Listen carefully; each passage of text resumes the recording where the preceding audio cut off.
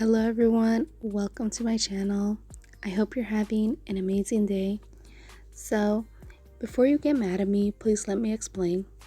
This video isn't a well thought out video essay, nor am I going to try to convince you to think the same way I do. This video is just me ranting about my current thoughts and feelings on the K-pop scene this year. I just really need to get these thoughts out of my head. I've been meaning to do this video for months now, but I just never found the time or the energy to do so. So, with that disclaimer out of the way, let's talk about it. Okay, is it just me, or has K-pop this year just been so painfully mid? Now, what I mean by this is that the year has been filled with very underwhelming and forgettable releases, at least for me. I mean, every year K-pop fans cry and whine that this is the worst year ever, and I'm usually against those sentiments, and I'm able to find and enjoy a lot of releases, but this year I haven't been able to. Last year I had a series on my channel where I would review K-pop comebacks. It helped me to have a stable monthly video idea, plus I got to share my thoughts and opinions. But this year I haven't been really able to do that because I have no well-constructed thoughts on the songs because they're so average. When I say this K-pop songs are mid or average, I'm not saying that the songs are bad or using it in a negative way. I use mid as a synonym for average. The songs this year for me have felt so painfully average and underwhelming that I don't really have any strong feelings to say if they're bad or good. Like, most of it has just been okay, meh, it's a song. Thus, I feel very bored and unimpressed with most releases. To clarify, there are some standouts that I absolutely love, but for the most part, I listen to a song once and never hear it again because I literally don't get compelled to do so. Last year was different. I at least felt something. Again, I'm not saying the music is bad or god-awful, and it's not the worst year in K-pop. Everything's just basic. Now, I'll continue this rant with some of the issues I found this year, but before that, I have one positive.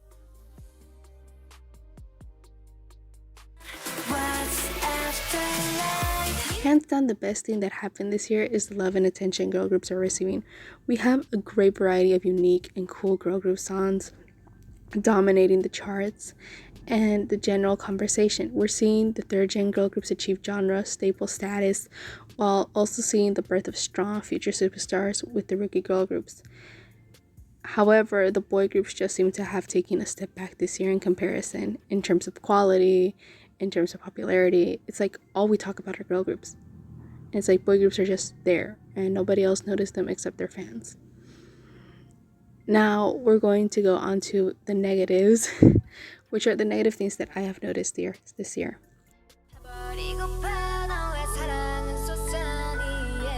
Okay, so raise your hand if a group you really love released a kind of bland track that you didn't adore this year. Mine is up. 80% of my faves did that. A lot of my favorite groups and soloists have released songs where I just go, really? You chose this as the title track? It kind of feels that some are going for very safe songs. I'm not afraid to say that some of my faves have dropped underwhelming titles that didn't really do anything. A lot of the comebacks were very, safe filler tracks that don't really surpass previous eras and kind of give the energy, we have to release something before the tour. So it's like they're not bad songs, but it's like you can't compare them to their previous songs. It doesn't really elevate their discography. It doesn't really change anything. It's just, let's release something safe to keep the fans happy. That's kind of the energy that I'm getting from some of the releases.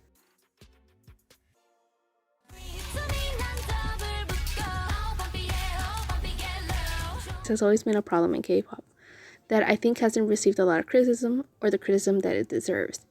A lot of K-pop groups don't have a good or unique concept, or even a well thought out concept, so they just concept hop to the next big trend each comeback. And their fans will usually shield it as they're versatile or as versatility or that they have duality, but lately it's just gotten worse. Rookie groups don't really establish their own sound or their own signature style, but instead hop to the trend of the month, and that just makes it harder for them to stand out. Okay, so this one, like I said, it's a positive that there's been girl group supremacy. This year is probably the strongest debut year since the iconic year of 2009. With that said, I've never seen as many blatant bandwagon stands till this year. It seems like every time a new successful girl group debuts, they gain a new stan that are desperate to follow the ultimate queen bee, so hate trains are stronger than ever. Every new girl group is the newest, biggest girl group, and since every new girl group is the biggest girl group, it means that the last one can't be the biggest girl group. Like, they're trying to make things that don't make sense, and supposedly, since now we're standing the new biggest girl group, the previous biggest girl group is a flop and they fell off. I mean, these are the same people trying to convince me that itzy and aespa fell off when they haven't. Just because newjeans and IVE and lesserafim debuted, that doesn't mean that the other girl groups are suddenly trash or suddenly fell off the face of the earth. But these bandwagon stands, which used to stand these groups, now just follow the new queen bee.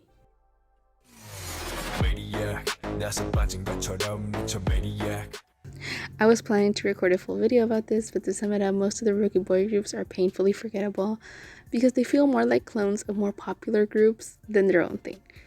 This could be a very interesting video topic to discuss, and this is especially true when comparing them to girl groups.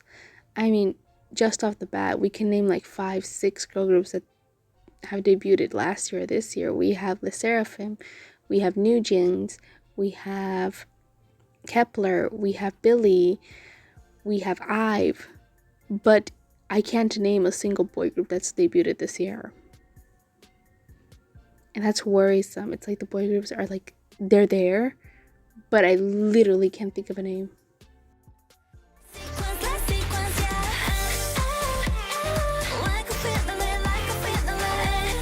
I think this is the saddest one, at least for me. Their gen is ending, and we can see it in groups disbanding or entering hiatus. Us third gen stands have to come to terms or make peace that we'll have to see our faves less, and there's obviously a passing of the torch of the generations of who is going to be the most prominent one. There's still a lot of third gen groups, but they're no longer the main focus. Now the main focus on the fourth gen. That also includes the music. That means we're not going to hear a lot of our third gen sound, and instead we're going to hear our more fourth gen music. And for people who are very into third gen music, that is kind of sad because we kind of got in because of this, and we might not really like fourth gen, so that's not our problem, not really the K-pop problem, but I just wanted to mention it.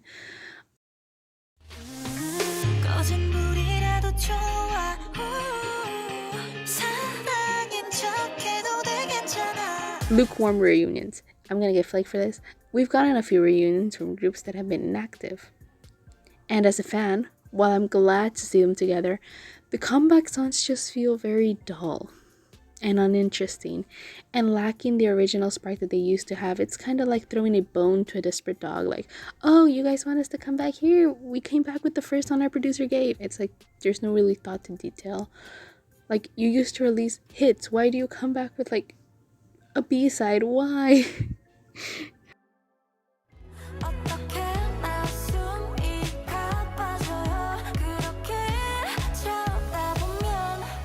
Overall, I'm the problem. I'm not a fan of this year in general. And maybe those feelings have affected my thoughts on music. I recognize it and I accept it. I've distanced myself and found myself enjoying older songs more and other music markets. I've been getting more interested in like anime and like then thus J-pop. I've been listening to a lot more Western music, listening to indie, hyperpop sounds.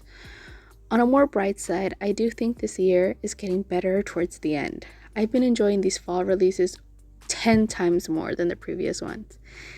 My olds had a comeback, and there were some songs that I absolutely adored, so it's not a total loss. Maybe I just need an Everglow comeback. Maybe when an Everglow come back, then I'll change my mind. And that was the video. I told you it was a rant. I just needed to get these things off my chest.